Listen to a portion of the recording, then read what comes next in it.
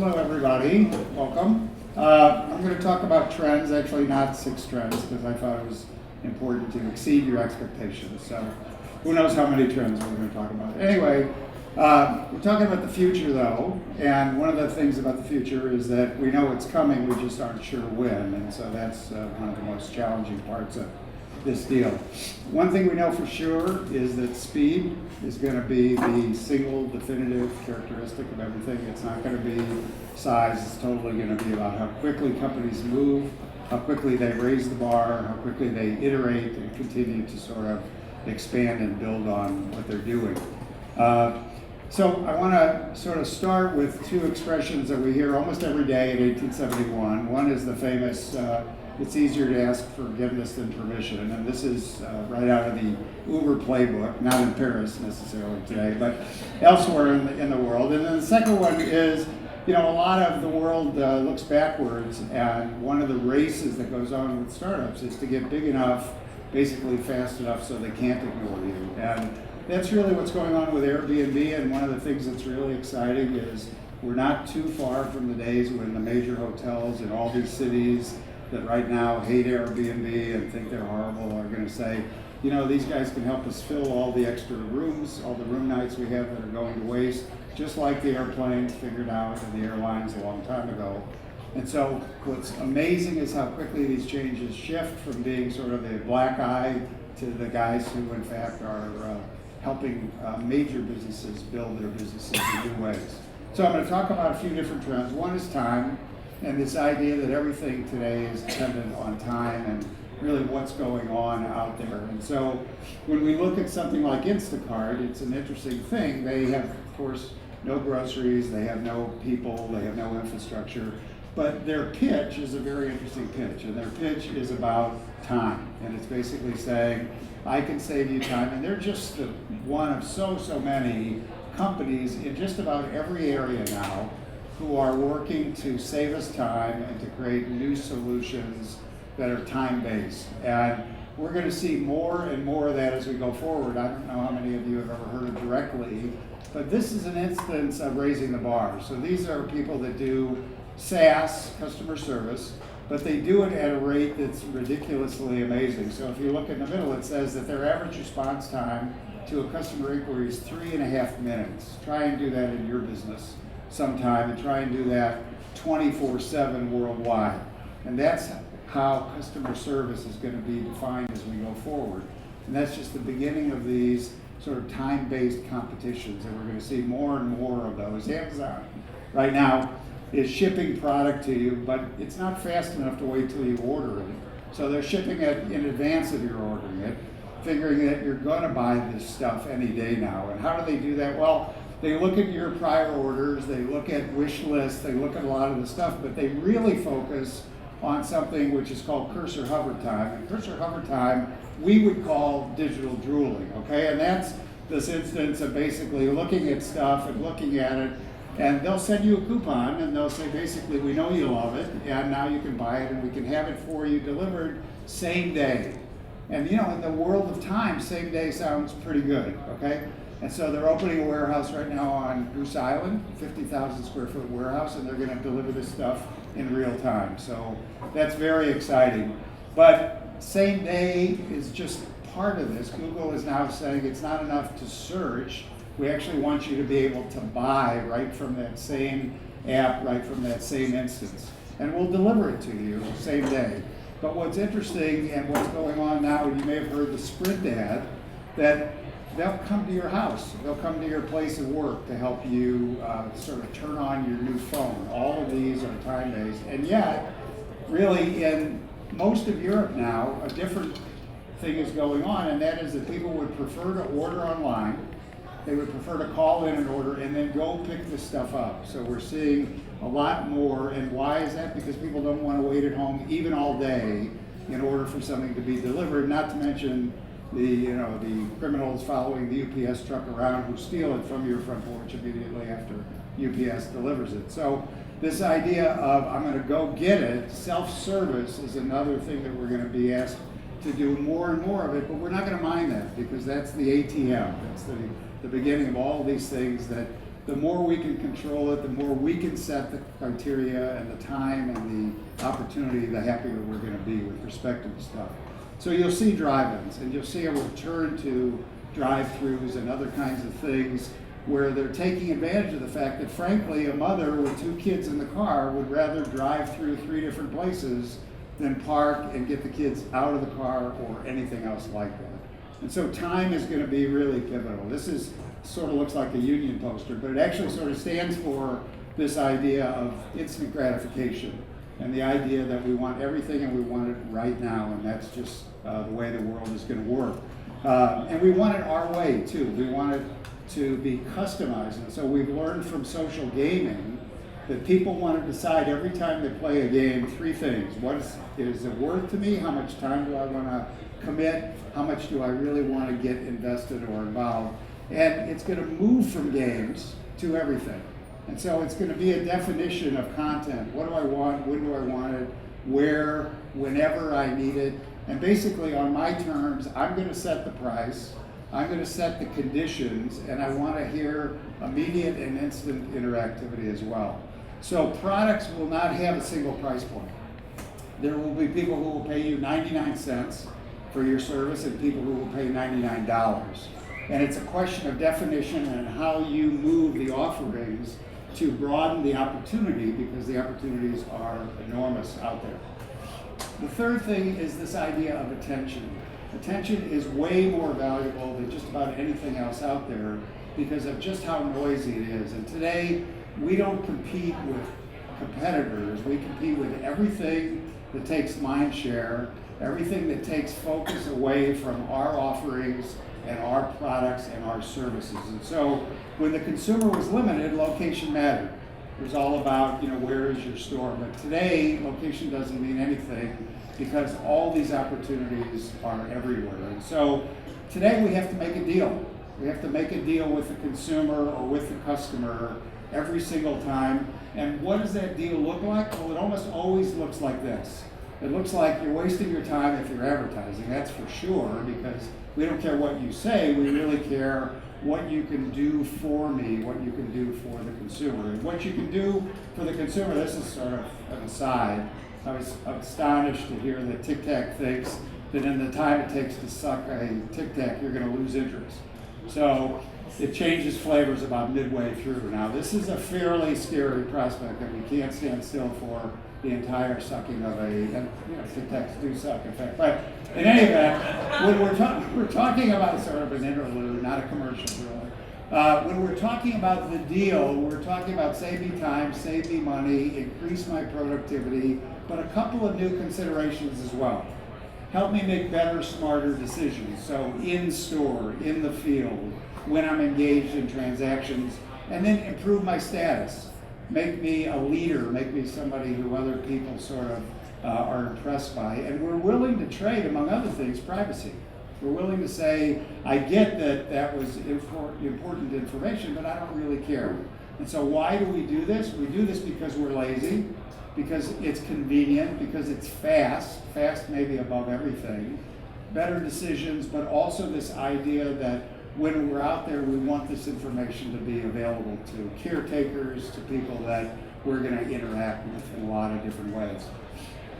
We're also learning an amazing thing, that what you say is not as important as the time and the context in which you say this.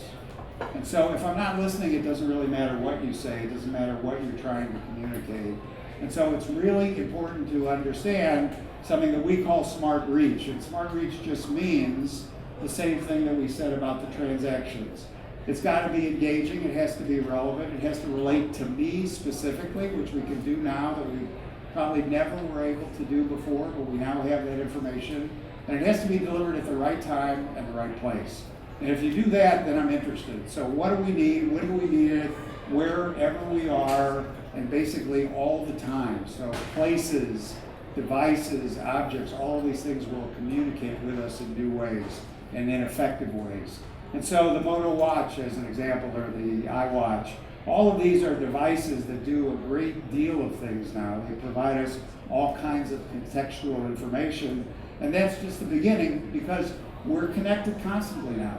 And so an expectation arises that this stuff will be at hand and it will be available readily and just when we need it all the time. And so if you look at kids between 13 and 17 right now, across the board they're connected, but the astonishing extent is the frequency with which they're connected. Moms look at their phones about 150 times a day. Kids look at it around 500 times a day. So this idea that they're constantly looking for stimulation, information, communication, context, that's all part of this idea of connectivity. So we're trailing a lot of data. We're providing a tremendous amount of information.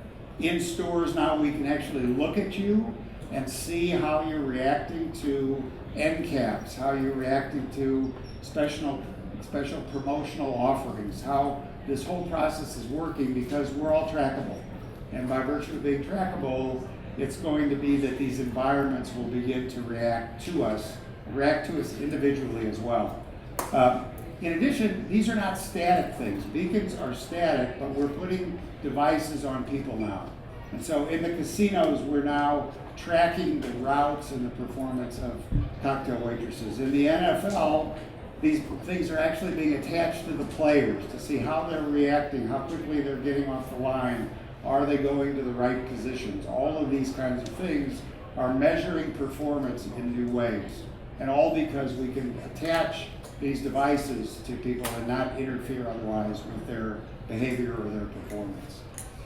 Messaging is the new sort of wave. We think that email is the standard and a very powerful tool for business communication, and it certainly is, but messages are going to blow email out of the water momentarily, and the reason is we always sort of understood it, but we didn't understand exactly how powerful messaging is, how personal it is, how immediate it is, how nobody ignores a text, how electric it is in a way that just doesn't feel like it's invasive. It feels like it's part of the entire operation that's going on. And so we're seeing enormous growth, explosive growth, and we're also seeing in Europe that it's turning in, and in Asia it's turning into major revenue streams. So messaging is the future, but new messaging systems are growing up that we've never even heard of, and they're penetrating in amazing ways. I mean, to think of businesses that you've never heard the name of that have hundreds of millions of users in the United States is pretty astonishing. The other part of messaging that's really significant is it's not enough to think of messaging as simply a two-way communication tool. It's really going to be something that's going to help us in new ways. But again, it's going to help us immediately. It's going to help us because we're connected, and it's going to help us with information and with answers that are really important.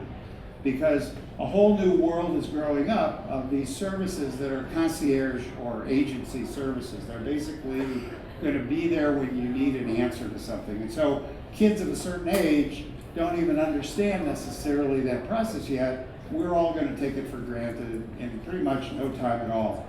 Search, we used to understand search. What I would tell you is that search used to be the only way we got information. We really sort of love that. And today it's on its way out. And it's on its way out because of a couple of things. First of all, Google is basically hosed. Second of all, we're interested in answers. Okay? We're really not interested in lists. We're not interested in links. We're not interested in doing more work. Kids today don't say look it up, they say ask your phone. And so the nature of the communication that you can have over the phone is changing radically. And so links and lists are sort of like old news. And what we're going to see coming forward is not links, but answers. And we're going to have more and more services that are going to provide us that kind of detail, that kind of response, and not a lot of choices. It turns out we don't really want a lot of choices. We just want to know and get actionable information. And when we have that opportunity, then we're prepared to move forward. The way we're going to get that information is increasingly social. It turns out that that's the best source, and it's always been the best source. We've always learned from word of mouth.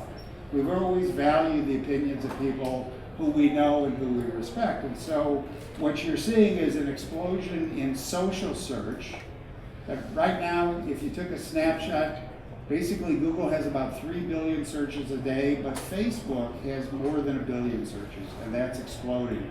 Amazon today is where search is going on for high-value products. Twitter has about 300 million searches a day. All of this is shifting away from this idea that I simply want a utilitarian inquiry to I want answers. A lot of where we're headed is driven by data, very critically by data, and by the way that using data can increasingly change the interactions we have with just about everything. When we look back, we're going to be surprised at just how dumb and stupid we really were not to use all of this information, but the truth is we didn't have it. We didn't really have access to it. Today we have targeting, behavior, we have the ability to react in real time and to measure just about everything. And when people think about the internet, one of the interesting things is people think about cheapness or immediacy. It turns out that it's really about measurement. And so all businesses are going to have to assume two things now, two words that are going to be really pivotal to performance. One is the idea of transparency, that the consumer will be way smarter, way more knowledgeable, have almost perfect information. And so the thought that you can hide information or not deal with competitive information won't happen. And two, the consumer will have performance metrics, so they'll know how well you work. And if you don't do it well, and you don't do it all the time that way, they'll go somewhere else. And so that's what we're looking at. We're looking at reaching the consumer, delivering a powerful message to the consumer, and then changing the behavior of the consumer in very significant ways.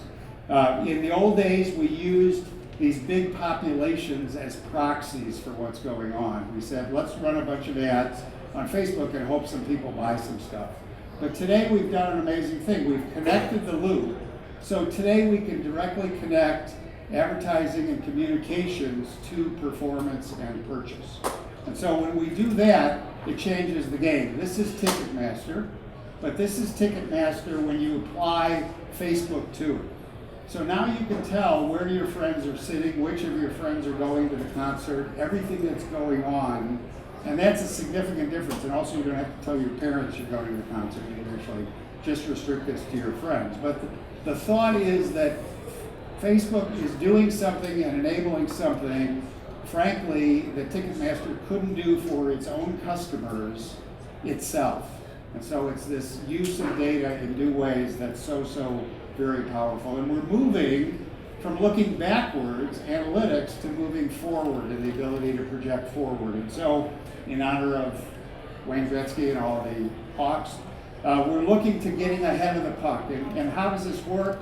You may recall that Target had the situation where they were sending maternity information to some parents, and they said, what's going on? And they said, ask your daughter. And it turned out the daughter was pregnant. Dad didn't know, but obviously Target knew.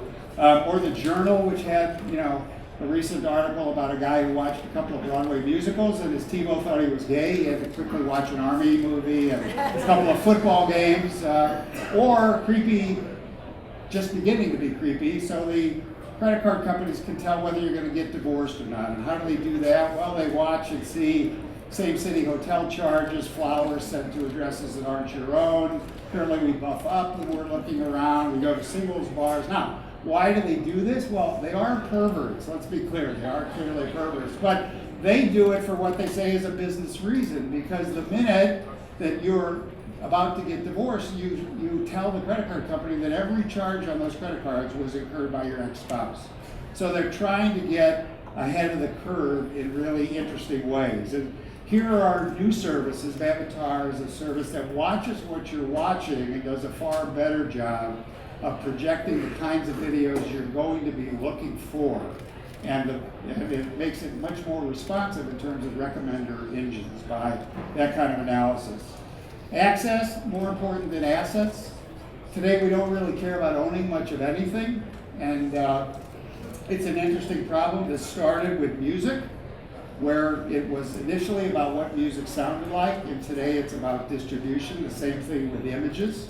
We don't really care about images. It's all focused instead on basically what can we distribute. And so we're going to see more and more of this idea that people are happy to use something and then to discard it. And I like to say nobody ever washed their rental car. And think that's still the case. So the thought that we have major organizations that have no capital, that own no cars, that own no real estate, that have no content, that own no inventory, or in crowdfunding, that we have a bank with no money.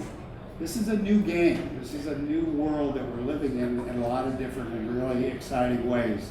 And to think that billions of dollars have been raised, if you haven't followed the 1871 company Grandma Box, they're at about $600,000 in 2 days on their new vertical turntable. Pretty amazing for a company that's, I don't know, a year and a half old and a product that's basically 2 days old. So that's what's happening out there.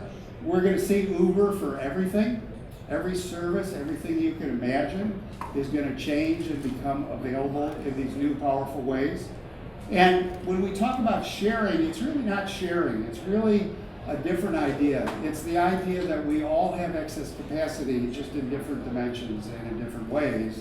And we're going to figure out new ways to share those, whether it's doing tasks, and it could be all kinds of different folks, or doing logos, or doing freelance work. And by the end of the decade, a huge percentage of the population will be freelance workers. Right now, it's about 54 million people are working in this new economy, and it's a very exciting change. And then lastly, video. You know about Meerkat, you know about Periscope, but where we're going is getting inside video now.